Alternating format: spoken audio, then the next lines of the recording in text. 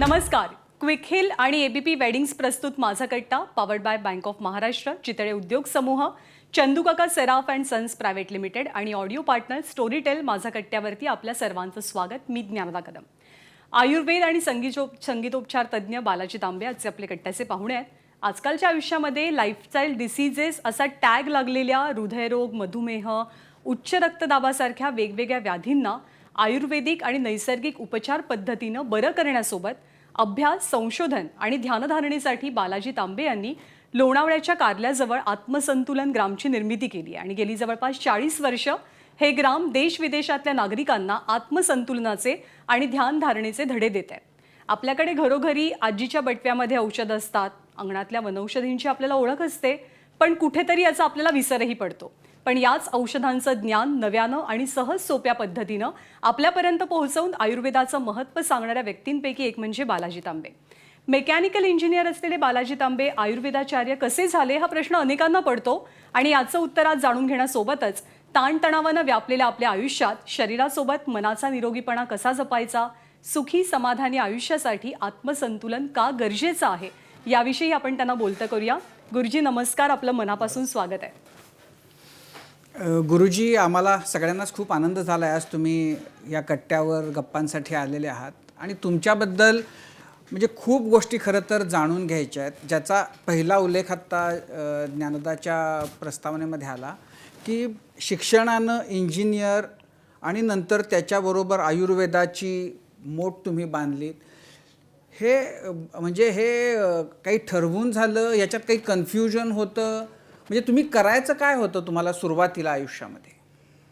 नाही, माझे वडील शास्त्री होते, खूप अधिकारी होते. तर 5 वर्षाचे असताना माझी मुंज झाली आणि मी त्यावेळेला काही वेदमंत्र स्वतःहून म्हणतच आहे असं मला इतकं आठवत नाही, लोक म्हणतात सगळे. तर वडिलांनी 5व्या वर्षी मुंज केली आणि शिकवायला सुरुवात केली. मग संस्कृत सुरुवात झाली. मग ते संस्कृतचं सगळं रोज शिक्षण चालायचं. मग थोडं मोठं झाल्यावरती आयुर्वेदातल्या संहितेची माहिती सांगायला लागले. कशासाठी? आमच्या आजूबाजूला 4-5 वैद्य होते, सगळे त्यांची घरं होती. तिथे रोज कामाला जायला मिळालं की खलकर हे कुठं बडोद्याची गोष्ट आहे, खंडेराव मार्केटच्या समोर. तर तिथे तो मोठा रस्ता आहे खंडेराव मार्केट म्हणून, त्याच्यासमोर, आणि ते मार्केट येते त्याच्यासमोर आमच्या गल्लीत घर होतं. तर तिथे ते कामं करायचे. त्या कामामध्ये नाडीचं मार्गदर्शन आणि औषधीकरण या 2 गोष्टी माझ्या खूप पक्क्या होऊन गेल्या.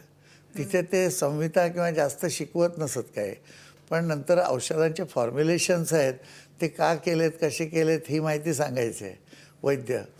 तर मॅट्रिक होईपर्यंत तर माझं आयुर्वेद झालेलंच होतं. आणि मग काय झालं की मॅट्रिक झाल्यानंतर बाबांचा आग्रह की तू संस्कृत तरी घेऊन डिग्री कर किंवा आयुर्वेद कर. आयुर्वेद अशासाठी हवा होता की सेवेसाठी, की सेवा कशाने करणार सगळ्यांची, तर आयुर्वेद हे उत्तम त्याला आहे म्हणून. मग माझ्या काही पूजा होत्या. मी लहानपणी 2-3 ठिकाणी पूजा करत असे. असे ते कोणतर वकील म्हणून होते, त्यांच्याकडे माझी बऱ्याच वर्षाची पूजा होती लहानपणापासून. म्हणजे रेग्युलर रोजची पूजा? रोजची पूजा. म्हणजे अशा 3-4 ठिकाणी मी पूजा करायचो. त्यातनं 2 पूजा शेवटपर्यंत टिकलेल्या. त्यातली कोणकर हे एक पूजा आणि दुसरे कामत म्हणून एक आमच्या समोर राहायचे, त्यांच्या घरची पूजा. तर तिथे ₹2 महिना आणि पूजा जायची. मग मी कामतांना म्हटलं की अहो काहीतरी वाढवा तुम्ही काय. तर ते म्हणाले की ₹1 वाढवतो, पण एक गोष्ट, फुलं तू घेऊन यायची. आपण मग ₹1ची फुलं तू झाली 12च कोणाला. बाबा म्हटले जाऊ दे, आपल्या फुलातली 2 फुलं घेऊन जात जा.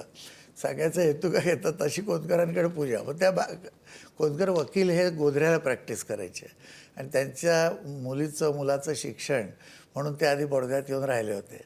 तो मुलगा तर तिथे भिलाईला नोकरीला लागला होता इंजिनियर होऊन, आणि मुलगी होती ती बडोद्यातच राहत होती.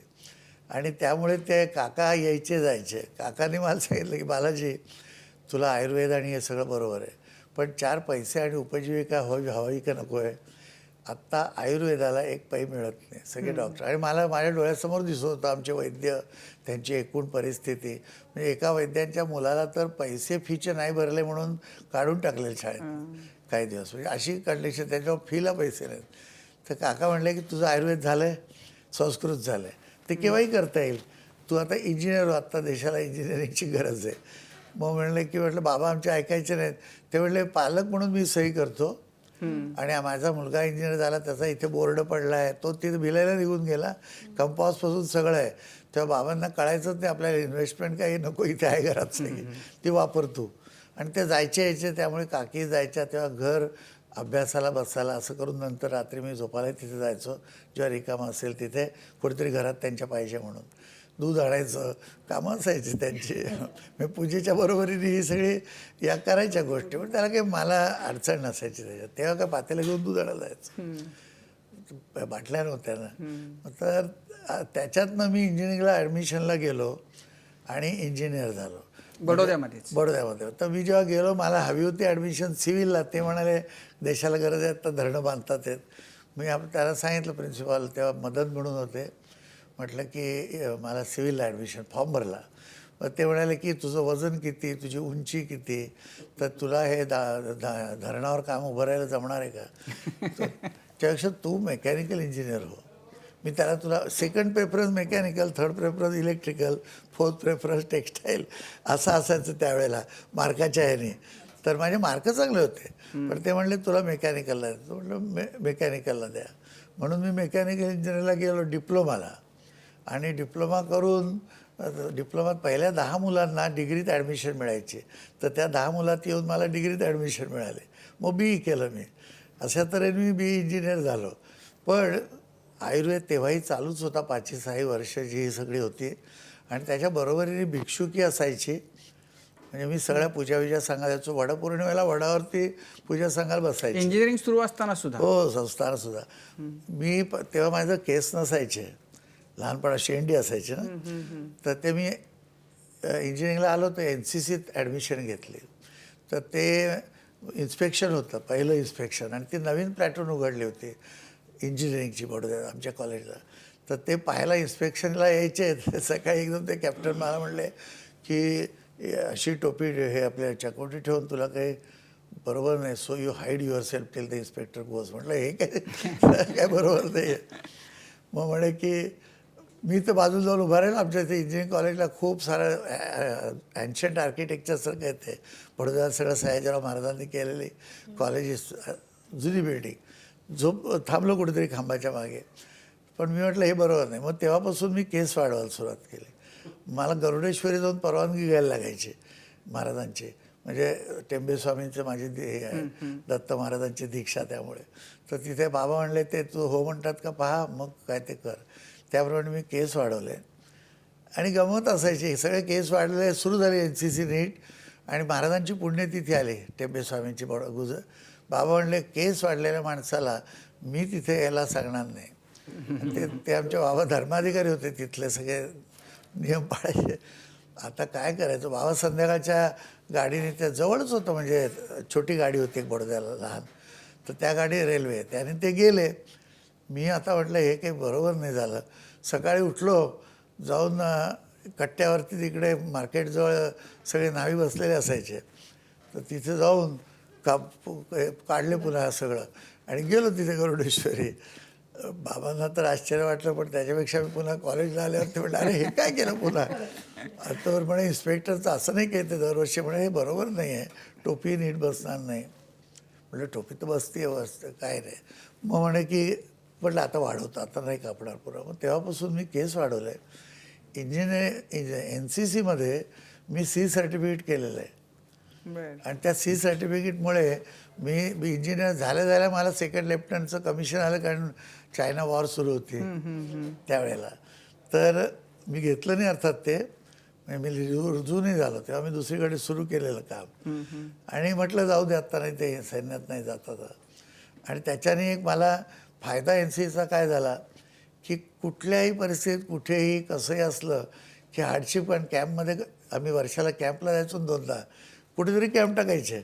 इथे आरे कॉलनीत एकदा कॅम्प टाकला, सोशल सर्व्हिस कॅम्प. तुम्हाला सांगतो साप असे निघायचे, सतरंजी अशी खालनं वर येईल असं हलती, असं खालचं बीळ असलं तर तिथून मग आम्ही सगळ्यांनी तक्रार करून काही कोणी ऐकलं नाही. मग शेवटी 2 मुलांना चावला साप, तेव्हा ते सगळं बदलून गोठे साफ केले आणि गोठ्यात नेऊन झोपवलं. आता तिथे ते किती साफ केलं तरी रात्रभर शेणाचा वास म्हणजे काय, त्या बिचाऱ्या लोक गोठ्यात झोपल्यावर काय होणार.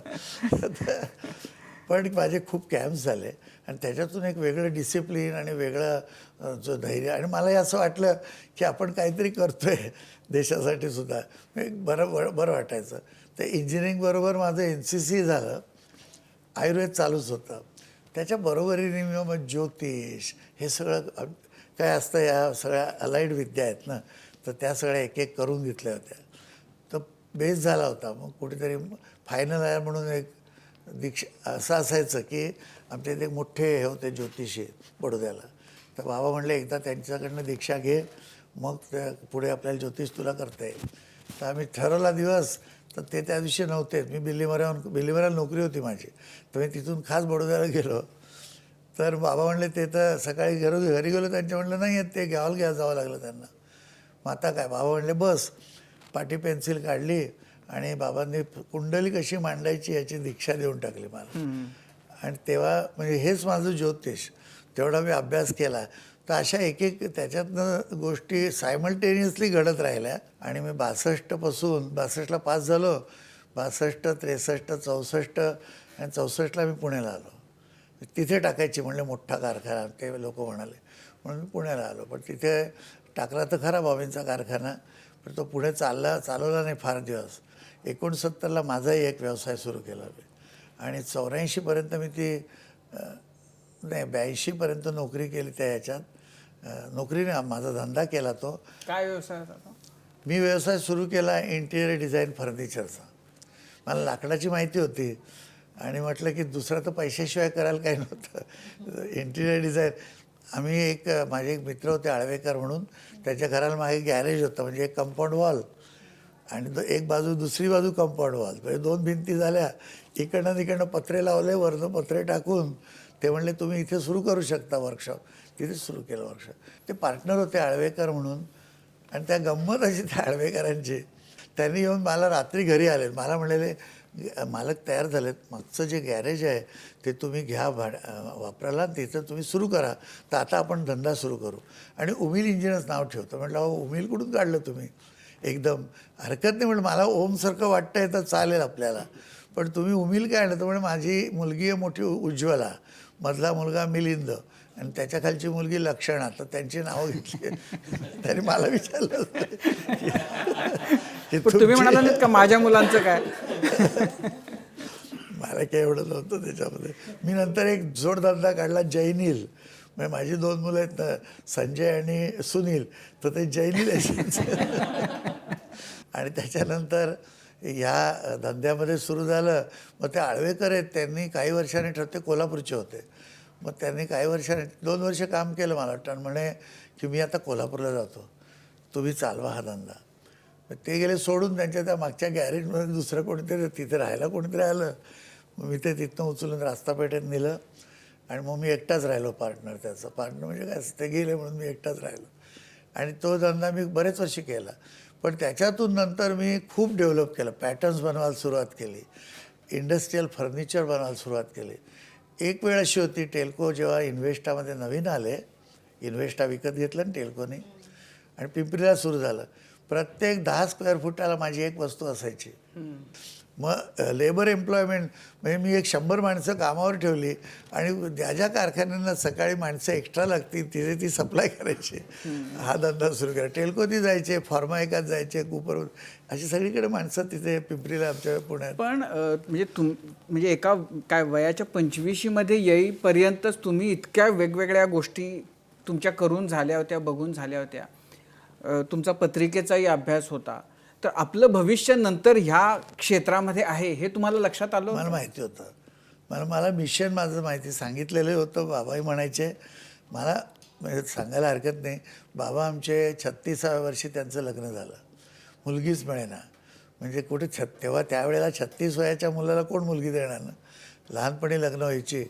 तर ते गेले कोकणामध्ये घरी आणि जमलं नाही. आई आमची ती पण जरा वय वाढलेलं होतं, घरात राहिलेली. तर ती लग्न झालं त्यांचं. मग मी 40व्या वर्षी जन्मात. तर 36 वर्षापर्यंत ते ह्याला बेडाघाटला एका गुरुजवळ राहायचे आणि शास्त्र, दशपुराण असं सगळं अभ्यास, योगाभ्यास हे सगळं असं हे ज्योतिष वगैरे या विद्या करून ते तिथे योग आणि शक्तिपाताचं शिकायला गेले होते.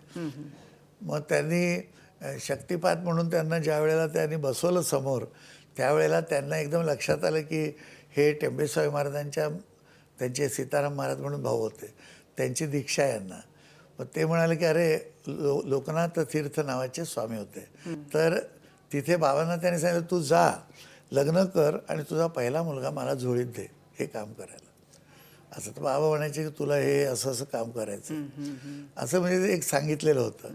पण मलाही एक उपजत काहीतरी अंडरस्टँडिंग होतं असं की आपण पण तुम्ही ठरवून त्याच्यासाठी प्रयत्न नाही, तुम्ही वेगळ्या गोष्टी वेगळ्या मार्गाने चालत राहिलात. म्हणजे तुम्ही पण योगा बाबांबरोबर सकाळी रोज 3:30 वाजता बाबांच्या बरोबरच, असं नाही कधी त्यांच्याबरोबर कधी नाही.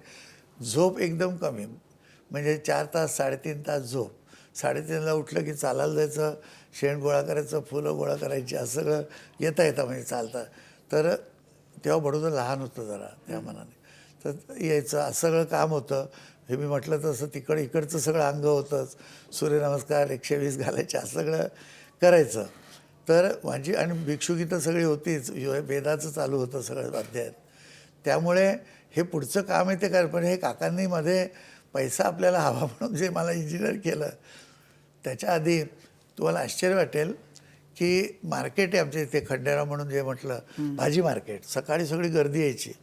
चक्क ज्या दिवशी मला वेळ असेल, शाळा नसेल किंवा सुट्टीच्या दिवशी पोतं घालायचं, पोतं म्हणजे आपलं ज्यूटचा क्लॉथ, आणि तिथे मी दुकान टाकून बसायचो. पोमेड साबू विकायचो. मी एक एजन्सी घेतली होती आम्ही. तेच वस्तू रविवारी गळ्यामध्ये ट्रे अटकवून रस्त्यातनं गल्लीतनं फिरायचं. तुम्हाला वेळ कसा मिळायचा या सगळ्यासाठी? झोपायचं नाही ना. वेळच वेळ. आत्तासुद्धा मला 14 तास 18 तास मला मिळतातच. झोप कमी ना, झोप कमी म्हणजे झोपायचं नाही ठरवलं की नाही. आता मला वाढत नाही आहे, म्हणजे वय वाढल्यावर झोप वाढवावी. पण आम्हाला सांगा ना तुम्ही की झोप कमी करण्यासाठी काय केलं पाहिजे? खरं सांगतो तुम्हाला, म्हणजे तुम्ही करणार असला तर, की सोम म्हणून आम्ही एक साधना असते, त्याच्यामध्ये काय ज्योतीचं ध्यान करायचं. तुम्ही सकाळी एकदा उठल्यावर आणि रात्री 5 ते 7 मिनटं कमीत कमी ज्योतीवरती एकटक करा, झालं.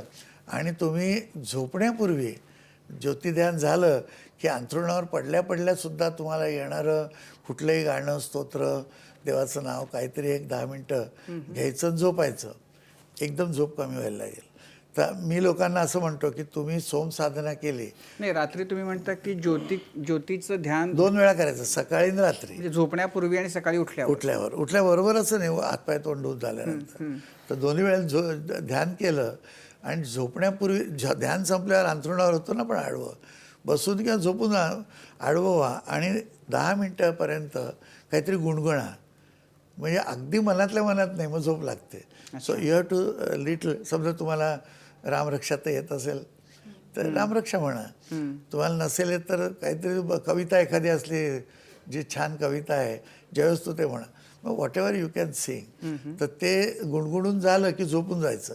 बऱ्याच वेळा झोप लागते. एखाद वेळेला शेवटल्या कडव्याचं आपण म्हटलं नाही, आपल्याला दुसऱ्या दिवशी लक्षात येतं की काल बहुतेक म्हटलं नाही आहे, झोप आधीच लागते. ही जी एक्झरसाईज आहे ही आमच्या त्या ध्यानात इन्क्लूड केलेली आहे. ती अशासाठी आहे, झोप कमी येण्यासाठी. हे सगळं एकीकडं म्हणजे असं सगळं तुमचं लहानपण कॉलेजपर्यंतचं आयुष्य गेलं, नंतर तुम्ही एकदम त्याच्यापासून थोडं वेगळं आणि मग नोकरी आणि मग नंतर उद्योग. तर ह्या सगळ्यातनं आज तुम्ही किंवा 82-84 पासून मला माहिती नाही की नेमकं कधी ते सुरू झालं तुमचा हा जो प्रवास आहे तो मी म्हणेन वेगळा, ते सोडून ह्या मार्गाचा प्रवास, तर त्याला काही निमित्त घडलं का? म्हणजे ते बंद करावं, ते सोडून द्यावं आणि ह्या मार्गावर जावं असं का घडलं? मी पुण्यात फर्स्ट टाईम नवीन आलो होतो, कोणीच मला माहितीचं नाही. म्हणजे ज्या ठिकाणी एक आम्ही भाड्याने घेतलं होतं, गोखले म्हणून त्यांच्या घरात मी राहायला त्यांनी दिलं होतं, तर त्या ठिकाणी आजूबाजूलाही कोणी नाही. पुण्यामध्ये होते 2-3 लोक आमच्या नात्यात लांब लांबचे, पण त्यांची माझी ओळख नाही, पूर्वीपासून आलेलो नाही कधी. तो पुण्यामध्ये नवीन मनुष्य. तर लोक यायचे तरीसुद्धा, कारण कारखान्यात भेटायचे ना. मग त्याच्यातनं म्हटलं आपण इथे याचा क्लास सुरू करू, गीतेचा. म्हणून मग गीतेचा क्लास सुरू केला. मग रात्री मी सगळं संपवून आलो की 10 वाजता किंवा 10:30ला लोकांनी यायचं. मग ते गीतेचा तास 2 तास चालायचा. नवीन लग्न झालेलं होतं तरी आमचं हे चालू असायचं. म्हणजे सांगायचं की अगदी आय वॉज मॅरिड 24 आणि वीणा वॉज 17.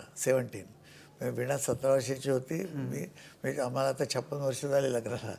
तर ते हे आमच्या घरात सगळं असं एक केंद्र सुरूच झालं घरामध्ये. त्याला काही इलाजच नव्हता. एक तर माझा मिशन होता म्हणून, आणि त्याची इच्छा असावी. मग तर हे सगळं सुरू झाल्यामुळे काय झालं, त्याच्यातनं पुन्हा या गोष्टी वाढत गेल्या. मग मी ज्योतिषाचं करत असताना ब्ल्यू डायमंड हॉटेल आहे ते थोडं चालत नव्हतं, बंद झालेलं. किर्लोस्करांनी त्यांचं होतं ना किर्लोस्करांचं. त्यांचे एक कंपनीतले जे जनरल मॅनेजर होते ते माझे मित्र होते. ते मला म्हणाले की एक काम करू आपण, तू एक मदत कर मला, की आम्ही रूममध्ये ठेवतो आणि आणि तू ज्योतिष पाह तिथे, तर येऊन तर आमच्या याला त्या एक अट्रॅक्शन होईल. तर मी म्हटलं की ज्योतिष म्हणून मी काही पाहत नाही आहे, तर मी करतो आहे कॉस्मॉलॉजी. तर म्हणजे काय म्हटलं, टाईम अँड मोशन स्टडीपासून त्याचा व्यवसाय, त्याचे रिलेशनशिप्स, हे सगळं मी अभ्यास करणार, मग त्याला सल्ला देणार, असं नाही नुसतं. म्हणजे जर कोणी माझ्याकडे आला आणि म्हणला की आमची मुलगी आहे, तिचं असं असं आहे, लग्न करायचं आहे, जमत नाही, जमतं आहे, मी म्हणायचो की कोण आहे मुलगा, भेटला आहे का? हो, त्यांचं जमलं आहे. तर ते किती पुढे गेलेत, तर एवढे पुढे गेलेत ना. मग आता पत्रिका पाहू नका, लग्न करा. आता इथे एवढ्या पुढे गेल्यानंतर पत्रिका कसली पाहिजे. तर म्हणजे माझं वेगळं स्टाईल. तर मी त्याला कन्सल्टिंग कॉस्मॉलॉजिस्ट म्हणायचं, असं ब्रँड केला. आणि तो त्यांनी कार्ड ठेवली, 10 कार्ड प्रत्येक रूममध्ये. अपॉइंटमेंट घेऊन माझ्याकडे मनुष्य यायचा की आम्ही हॉटेलला जायचो. तर त्याच्यातून रजनीश जे होते ना, तर रजनीशांकडे येणाऱ्यांपैकी जे फॉरेनर्स तिथे राहायचे ते बहुतेक सल्ला घ्यायचेच. तर त्यांच्यामुळे ओळख झाली माझी काही फॉरेनर्सची. मग फॉरेनर्स आमच्या घरीच यायला लागले. दवाखाना, एका दिवशी 200 फॉरेनर्स दवाखान्यात असायचे. अरे बाप. फ्री दवाखाना, मग त्यांनाही बरं ते, आणि मला पटापट व्हायचं म्हणजे त्यामुळे. तर सगळं कंपाऊंड भरलं. आमची सोसायटी त्रास द्यायला लागली, म्हणायला लागले की हे काय सगळं अख्खं कंपाऊंड भरले लोकांनी सकाळ संध्याकाळ, तुम्ही काहीतरी दुसरी जागा पहा. म्हणजे माझं घर 3 खोल्यांचं आणि बाकी आहे बाहेर. तर म्हटलं आता कुठेतरी जायचं. मग आयुर्वेद शिकायला म्हणून मंडळी जी यायची ती दुपारी यायची. मग तेही त्रास व्हायचा, त्याने जाय कुठेतरी. म्हणून मी नदीकाठी इथे बोट क्लबला आमच्या तिथे आपल्या इंजिनिअरिंग कॉलेजच्या बाजूला पुण्यामध्ये 2 बंगले भाड्याने घेतले. एका पारशांची जागा होती छान, ते मिळाले आम्हाला. आणि तिथे मी एका याच्यात राहायचं केलं त्यांचं, आणि एका याच्यात फॉरेनर्सच होते सगळे. आणि उजव्या बाजूला तिथे शिकवायचं, थेरपी करायची, असे त्याचं ट्रेनिंग द्यायचं. त्याच्यातनं माझी ओळख झाली. तर तिकडच्या एका संस्थेने मला मेडिटेशन 7 दिवसाचं कंडक्ट करायला म्हणून सेमिनार मला आमंत्रण दिलं पहिलं. तर ते 80 साली तिकडे मी पण त्यावेळेला रजनीशही होतेच. रजनीश नाही, रजनीश म्हणजे पुणे सोडून गेले होते. रजनीश तर खूप वर्ष आधी होते ना सगळे. पण ते पुणे सोडून तिकडे गेले होते. ते गेले, पण माझं चालूच राहिलं ना. रजनीशांचे खूप लोक आमच्याकडे, सगळे संन्याशांचा भरणा सगळा, खूप जण यायचे. त्याच्यामध्ये मी बोलायला एका गोष्टीचा एक्सपर्ट झालो. कुठल्याही तऱ्हेचा यौन विकार, सेक्सचा विकार, किडनीजचे विकार, याचा मी एक्सपर्ट होऊन गेलो. एवढ्या केसेस यायच्या सगळ्या सध्या. तर म्हणजे औषधं करायला लागायचे त्याप्रमाणे डिझाईन. तर त्याच्यातून मी तिकडे गेलो परदेशी. मग परदेशी गेलो तर सगळे ते परत आल्यानंतर तो कॅम्प आमचं ते शिकवायला, मग लोकांनी यायचं जायचं. एका दिवशी एक बाई दुपारी आली क्लासमध्ये, आणि तिने सायकल घरासमोर लावली आणि क्लासला बसली. क्लास संपून आली तर सायकल चोरीला गेली. तर आमच्या मागे, माझ्या भिंत मागे जंगली महाराजांचं मंदिर आहे.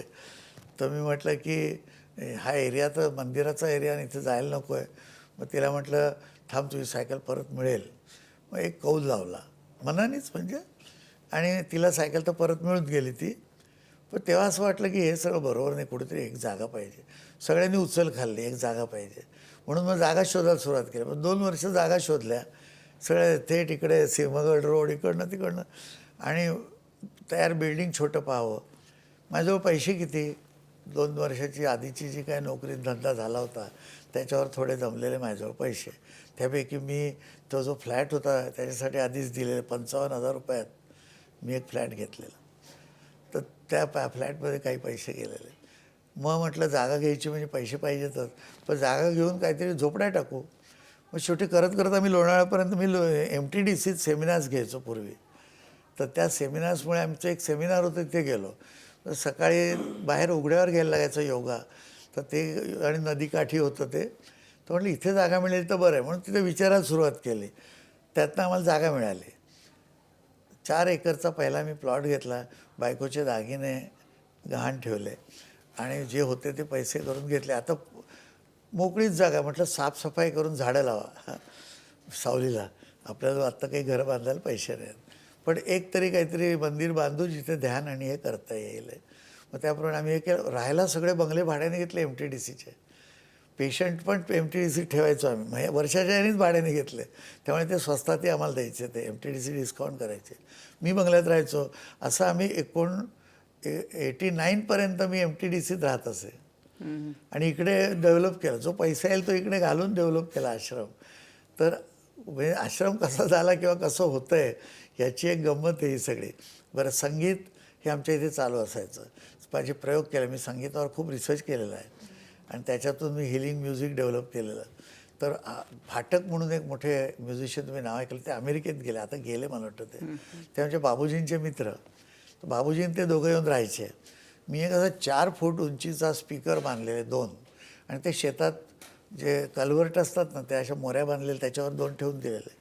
आणि त्या जागेचं पावित्र्य वाढावं म्हणून रोज सकाळ संध्याकाळ म्युझिक त्याच्यावर लावायचं. ते बाबूजींनी एक दिवस ऐकल्यावर ते म्हणले, अरे काय जादूही आहे, कारण ह्या जागेला काही हे नाही, पण 3 डायमेन्शनल कसं काय होतं आहे. तर म्हणजे आपण कोंडून घेतलं की एक त्या कोंडण्याची लिमिट आहे ती संपली तरच तुम्हाला हा 3 डायमेन्शनल इफेक्ट येतो की नाही. खोली लहानची असली तर 3 डायमेन्शनल काय येणार. आता या इथे जरा मोठं आहे म्हटल्यावर येऊ शकेल. तो म्हटलं आता ही केवढी मोठी जागा झाली, पण म्हणे याला बंदिस्त नाही ना. म्हटलं बंदिस्त रे, बंदिस्त आपलं मन करतं, त्याला काही जरूर नाही. तुम्ही इथे म्हणून तुम्हाला अनुभव येतो. त्यांना इतका आनंद व्हायचा त्या ठिकाणी. त्यांना मी याला लावलं होतं की तेव्हा माझं लक्ष्मीवरचं संशोधन सुरू होतं की कुठल्या रागाने लक्ष्मी प्रसन्न होईल की आपल्याला 4 पैसे मिळतील. तर कुठल्या रागाने लक्ष्मी प्रसन्न सिक्रेट आहे तुम्हाला सांगतो. म्हणजे मी जोक नाही करत. खूप लोकांना नंतर त्याच्यावरती दिलेलं आहे. मी स्वतः उदाहरण आहेच. म्हणजे त्या कार्याला मी गेलो तेव्हा जेमतेम. आणि मग तुमच्याकडे तर असे राग असतील की या रागानं लक्ष्मी प्रसन्न होती, या रागानं सरस्वती प्रसन्न होती, या राग म्हणजे कारण ज्या प्रकारे हे सांगतो मी काय, हे सगळे जे देव आहेत ना त्याच्यापैकी हे लक्ष्मी सरस्वती हे देव अवतारी नाही आहेत, हे नैसर्गिक देव. त्या नैसर्गिक देवांना नावं दिली आहेत. आणि आपल्या शरीरामध्ये त्या म्हणजे तो देव तर इथे नाही आहे ना, जो काय दी सोर्स म्हणायचं त्याला, जिथून प्राण येतो आहे, ज्या अर्थी प्राण येतो आहे त्या अर्थी शक्ती येते, प्राणशक्ती आहे. आणि ती येते म्हणजे कुठेतरी सोर्स असणार ना, आणि तो सोर्स सापडलेला नाही अजूनपर्यंत विज्ञानाला सुद्धा. तो जो सोर्स आहे देणारा तो मुख्य देव आहे. आणि त्याचं जे डिस्ट्रीब्युशन आहे त्याच्यात या सगळ्या देवता आहेत. तर त्यांचे ॲप आपल्या मेंदूत आहेत. तर त्या मेंदूतल्या ॲपच्या थ्रू आपण हे सगळं काम करणार. तर तो जर कळला तुम्हाला बरोबर आणि त्यांची स्थानं काढली तर ते बरोबर तुम्हाला सापडणार. नाही, मला आज काय दिसतंय की समाधानाचं जे ॲप आहे ना आपलं ते बिघडलेलं आहे एकदम. कशाने? कारण तुम्हाला मटेरियलमध्ये समाधान पाहिजे. ही टिपॉय आहे ती या डिझाईनमध्ये तुम्हाला काही दिवस समाधान झालं की बदलावंसं वाटतं ना, समाधान जात राहतं. मटेरियल समाधान देऊच शकत नाही. समाधानाचा जो सर्वोच्च बिंदू आहे तो आतच आहे ना. तो न घेताना आपण याचं बाहेरच्या याने समाधान घेण्याचा पण प्रयत्न हा करतोय. समाधान नसणं हा आत्ताचा तर नाही, हा पूर्वापार असेल ना की कशानं समाधान नाही. ही वृत्ती काही अलीकडे आली आहे असं म्हणणं फार सोपं आहे. ही पूर्वापार असणार आहे. होतीच. सीतेने ज्या वेळेला हा मृग पाहिला, रामाला बाहेर पाठवलं मृग पाहिल्यावर, तेव्हा त्यांना म्हणले की तुम्ही याच्यावर बसून जर आता तुम्ही एकदम मोठे इंद्र वाटाल. आता इंद्र मोठा आहे का राम मोठा आहे हा वेगळा वादाचा मुद्दा आहे. दुसरं, याच्या मी चोळ्या करून घातल्या तर सगळ्या माझ्या इतर जावा त्या हे होतील काय जेलच होतील. म्हणजे हा जो काही भाव आहे ना, तो भाव असायचा पूर्वीपासून. माझी लॅबोरेटरी आहे टू डिमॉन्स्ट्रेट, की आम्ही डिमॉन्स्ट्रेशन करतोय की बा असं केलं तर असं होतं. तर लक्ष्मीच्या रागाचा तो विचार आता सांगतो तुम्हाला, की खूप शोध घेतले. तर काय हवं होतं, तर लक्ष्मीचं श्रीसूक्त जे आहे तुम्हाला माहिती असेल, श्रीसूक्त आहे.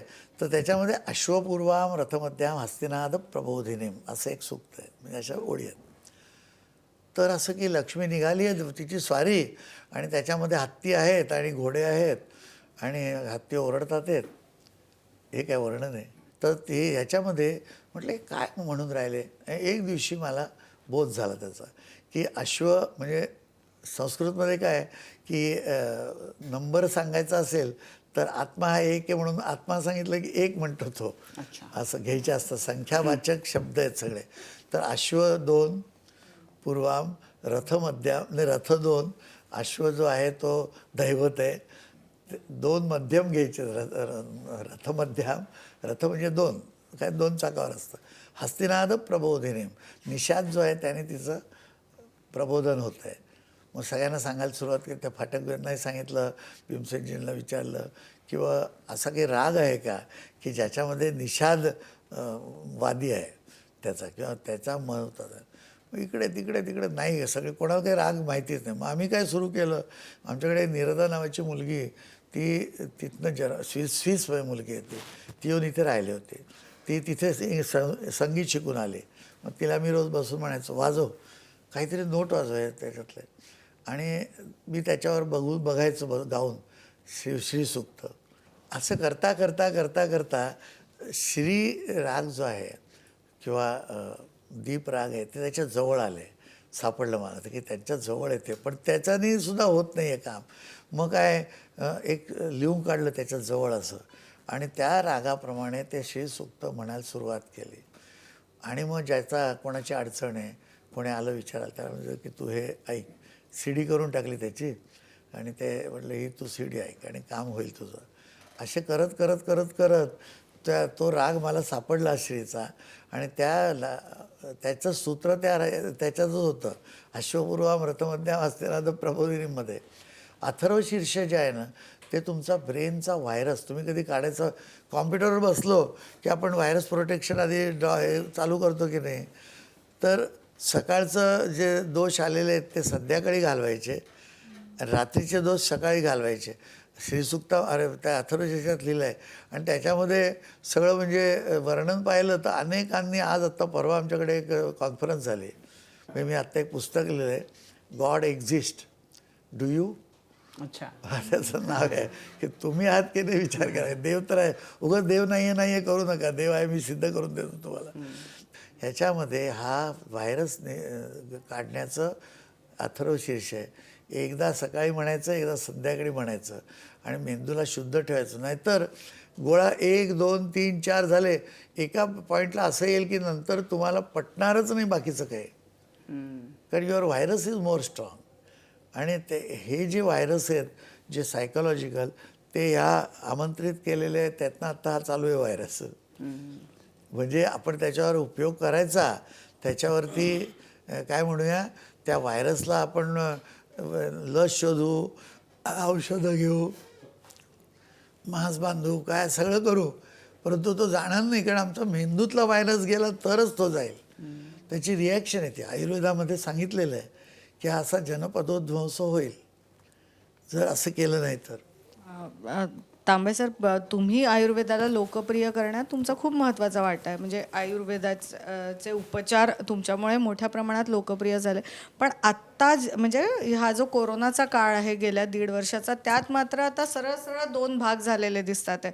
एक आयुर्वेदाला योग्य मानणारे, ज्यांनी म्हणजे गेल्या 1.5 वर्षात खूप काढे प्यायले, नंतर ते गिलॉय आणि ते सगळं, किंवा बाबा रामदेवांचे उपचार मानणारे, आणि दुसरे म्हणजे थेट विरोध करणारे. पूर्वी कसं होतं की सगळे एकत्र, म्हणजे आयुर्वेदही आम्हाला चालतो, मॉडर्न मेडिसिनही चालते, पण आत्ता जे दिसतंय तो खूप प्रखर विरोध दिसतोय तुम्हाला एका म्हणजे बाजूला.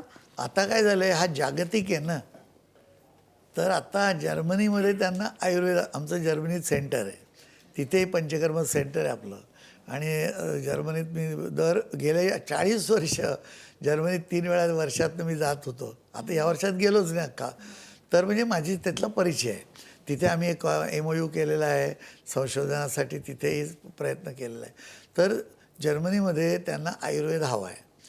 तर पण आता सरकारची अडचण अशी की आयुर्वेद आणायचा म्हटलं तर म्हणतील की इतके वर्ष तुम्ही टीका करून आम्हाला दिला नाही, आता मध्येच आयुर्वेद चांगला आहे कसं म्हणायचं.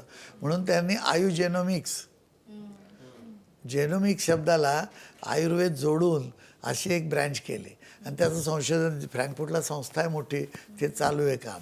आणि ते म्हणले तुमची औषधं आम्ही सगळी त्याच्यावर प्रयोग करतो, हे करतो, शोधतो. एकदा ते पास झालं औषध आमच्या दृष्टीने की ते जेनोमिक्समध्ये टाकणार आम्ही आणि मग तुम्हाला त्याची रॉयल्टी देऊ आम्ही, ना आम्ही बनवू किंवा तुम्ही बनवून आम्हाला द्या. सगळीकडे आज हवा आहे.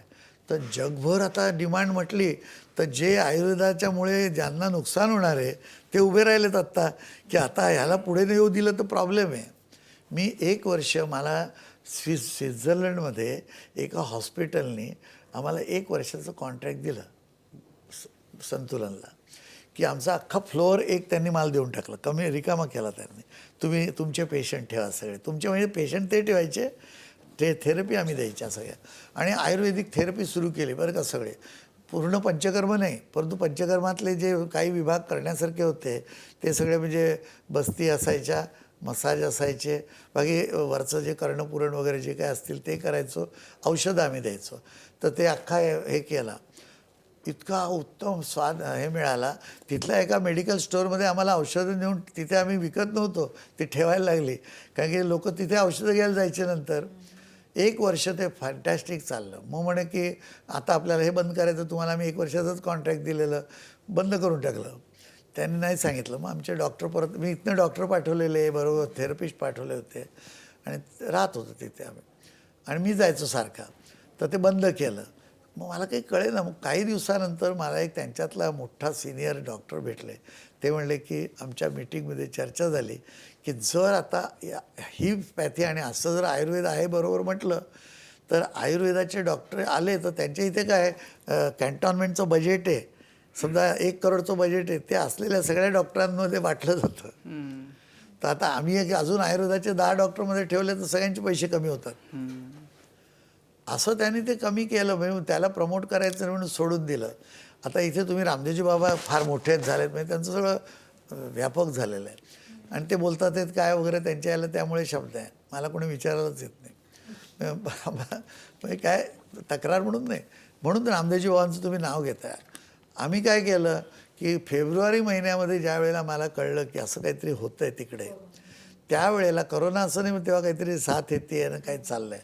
आता जसं आता 3ऱ्या लाटेचं नुसतं कुणकुण चालली आहे ना, तशी आल्या आल्या आम्ही लगेच पहिल्यांदा जे सांगितलेलं होते काढे की त्याचं काय करतोय तो रोग, तर त्याचे काढे बनवले. 2 औषध बनवलं, एक चहा बनवला, एक काढा बनवला आणि प्यायला सुरुवात केली. सगळ्यांना दिली. म्हटलं प्रिव्हेन्शन ठेवा. मग मार्चमध्ये आलं इथे आणि एंड ऑफ द मार्च मला वाटतं आपला आला लॉकडाऊन.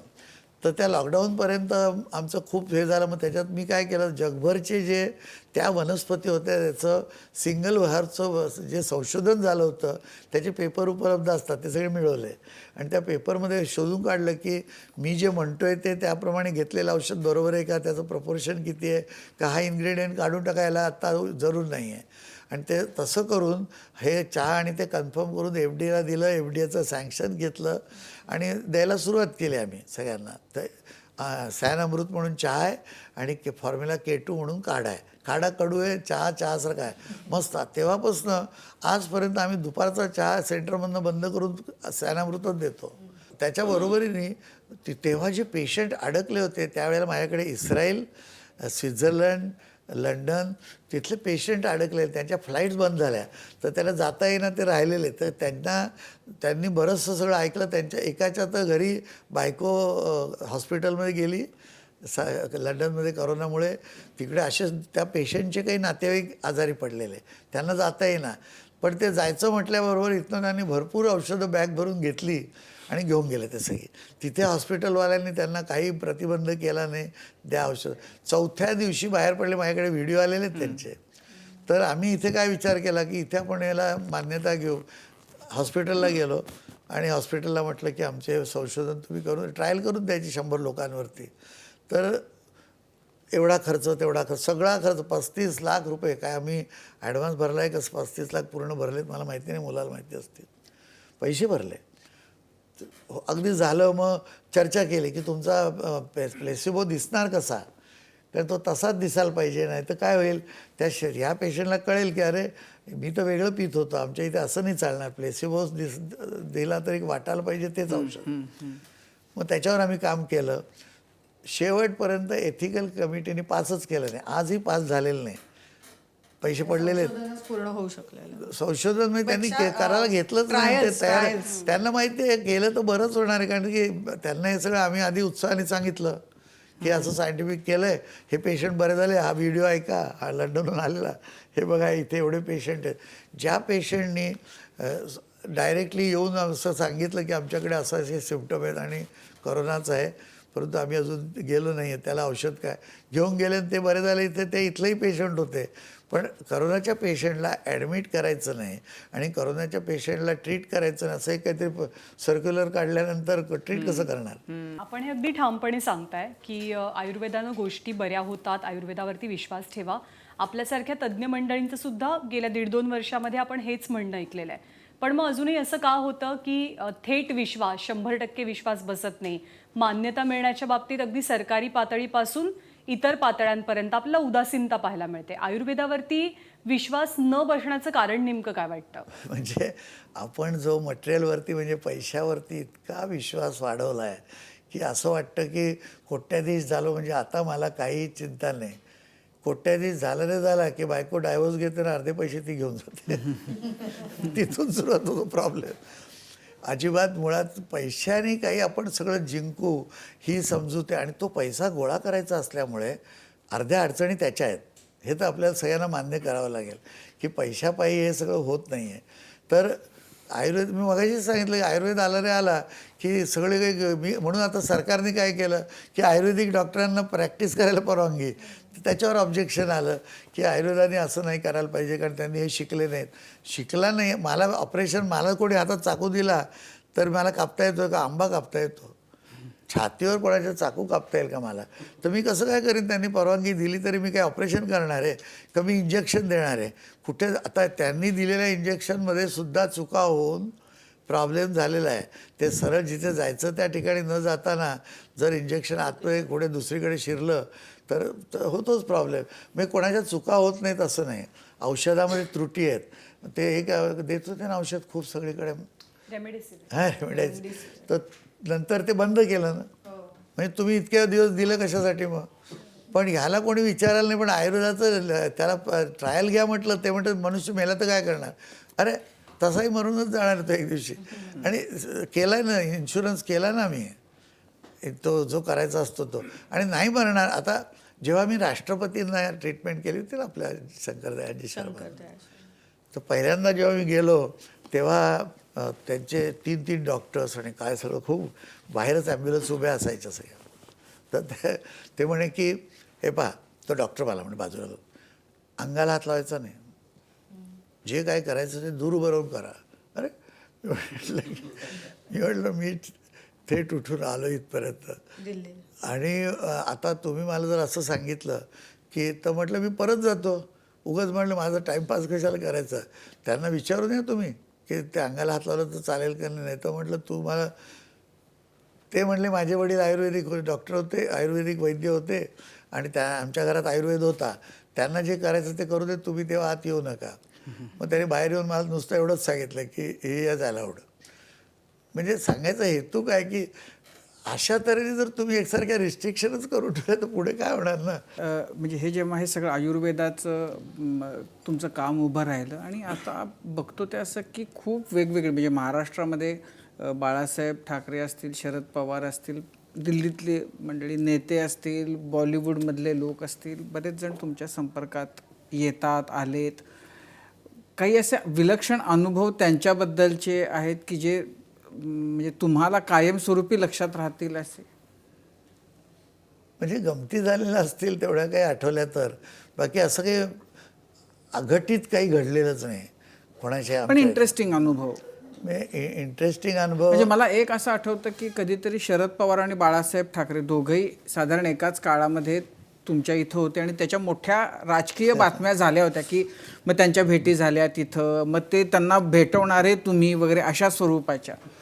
आमच्या इथे पेशंटला भेटावंच लागतं सगळ्यांना एकत्र.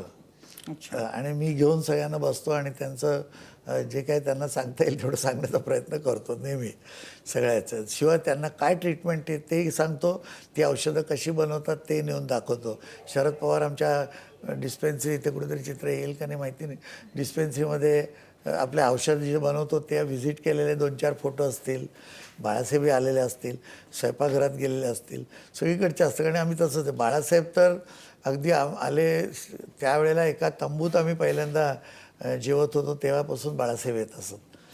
आता बाळासाहेब आणि शरद पवार 2 मोठी माणसं आहेत आणि ती आमच्या इथं मी होस्ट आहे बरोबर त्या याचा, तर त्यांना एकत्र घेऊन तर बसणारच ना. पण त्याच्यातली एक अशाही गमती व्हायच्या की एक दिवस पहिल्या दिवशी पेपरने एका छापलं की तिथे बालाजींनी एवढं जंगल करून ठेवलं आहे की आत काय चाललं आहे हे दिसत नाही. पेपरला असं छापून दिलं. दुसऱ्या दिवशी एका पेपरमध्ये असं छापलं आहे की अशा ओसाड ह्या सगळं काही तिथे नसताना हे लोक जाऊन थांबले, त्याचा अर्थ काय. सांगायचा हेतू काय की अशाही गोष्टी यायच्या डोळ्यासमोर. आणि बाळासाहेबांनी एकदा एक गंमत केलेली. मी राहत असे MTDCमध्ये, जेव्हा पहिल्यांदा बाळासाहेब आले होते का दुसऱ्यांदा असतील, तर MTDCमध्ये मी राहत होतो. तो बंगला भाड्याने घेतला, त्यातला त्यात जो बरा बंगला तो घेतला होता. बाथरूममध्ये पाणी कधी थांबणार नाही असं बाथरूम त्यांच्याकडे कुठे नव्हतीच. तर असे सगळे तरी आम्ही राहायचो त्याच्यामध्ये. तर म्हणजे हे आले जेव्हा आमचे रिलायन्सचे काय अंबानी साहेब आले, स्वतः मोठे अंबानी, धीरूभाई नाडीबिडी पाहिली सगळं जाताना. म्हटलं मी असे करू. त्यांच्यावर 2-4 माणसं सगळे. ते म्हणले की तुम्हाला गुरुजी सांगतो, आम्ही काय सावळी गाय, नंतर मेथीचं शेत, त्याला त्या गाईच्या शेणाचं खत आणि त्या गाईचं दूध आणि त्याचं असं करूनसुद्धा त्यांचं बरं नाही झालं, तेव्हा तुम्ही उगाच काहीतरी त्यांना आशा लावू नका. म्हटलं मी गॅरंटी करतो ना त्यांची, त्यांनी इथे राहावं, मी बरं करून देईन. मग अंबानी इथे राहतील का? म्हणजे काय ही MTDC सगळी. तर म्हटलं MTDCकडे पाहायचं नाही, आपल्याला बरं व्हायचं आहे पाहायचं. आणि बरं झाल्यानंतर जग फिरू द्या ना, छान छान गोष्टी पहा, नंतर काय असतील त्या सगळं. ह्या MTDCत वाईट आहे असं काही नाही आहे, पण तुम्हाला चांगलं पाहिजे तिकडे जा. नाही हो नाही करताना मग बंगला दाखवला त्यांना, 1 नंबरचा जो मिनिस्टर्ससाठी ठेवलेला त्या MTDCने बंगला. मग ते म्हणले हे तर काही बरोबर नाही. मग ते म्हणले की चर्चा केली त्यांनी, कुठे फोन लावले की हा पाडून आम्ही आमच्या पद्धतीने बांधला तर काय होईल, रिलायन्स आहे तिथं. तर म्हटलं की तो बंगला होईस तर तुमचे गुडघे राहिले तर बरं सरकारी पद्धतीने बांधणार तो बंगला, म्हणजे पुन्हा तसाच बंगला तिथे येईल. तर तसं बाळासाहेब आले तर बाळासाहेबांनी पाहिलं की मी अशा घरात राहतो आहे. असं सगळं कचरापट्टी जिकडे तिकडे घरामध्ये, हे नाही ते नाही. बाळासाहेबांनी सकाळी एक दिवशी उठले, मला म्हणले डॉक्टर तुम्ही त्यांना सांगितलं नाही की असं स्वच्छता वगैरे. सगळं सांगितलं. म्हटलं की जिथे स्वच्छता आहे तिथे लक्ष्मी. आम्ही म्हटलं स्वच्छतेवरच लक्ष्मी कमवली आहे. तर पण ते ऐकत नाहीत कोणी. म्हटलं एक काठी घेतली, बोलवा रे सगळ्यांनी इकडे, सगळं बोलवलं. म्हटलं बाळासाहेब तुमचं युनियन आहे काही ते. म्हणजे माझं युनियन नाही, पण दाखवतो मी युनियनशिवाय कसं काम होतं ते. म्हणले हे दंडा पहा, उद्या जर हे सगळं साफ होऊन या नीट विटा लावली तर सगळीकडे पेरणी करा, चला रोपं लावा वेगवेगळी. इथे मला मी जाण्यापूर्वी हिरवं नाही दिसलं तर मी तुम्हाला एकेकाला दंड्याने हे काय. लागली माणसं कामाला, इतकी स्वच्छता. प्रत्येक बाळासाहेब राहिले तोपर्यंत मला वाटतं ते 10 तास काम करत असतात.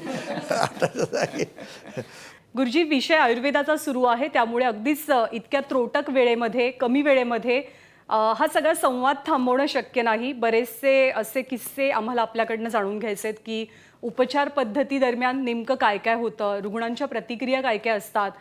खूप सारे सेलिब्रिटी, वलयांकित व्यक्ती यांना आपण उपचार दिलेले आहेत, तर त्याबद्दल त्यांचे काय अनुभव आहेत, हे सगळं काही त्यांच्याकडनं जाणून घ्यायचं आहे. पण जसं मी म्हणतं तसं हे एकाच एपिसोडमध्ये सामावणं शक्य नाही. त्यामुळे आजच्या या पहिल्या भागामध्ये बालाजी तांबे यांच्यासोबतच्या गप्पांमध्ये आपण इथेच थांबूया. पण या सगळ्या गप्पांचा दुसरा भाग रविवारी रात्री 9 वाजता तुम्ही अजिबातच पाहायला विसरू नका. पाहत रहा ABP माझा.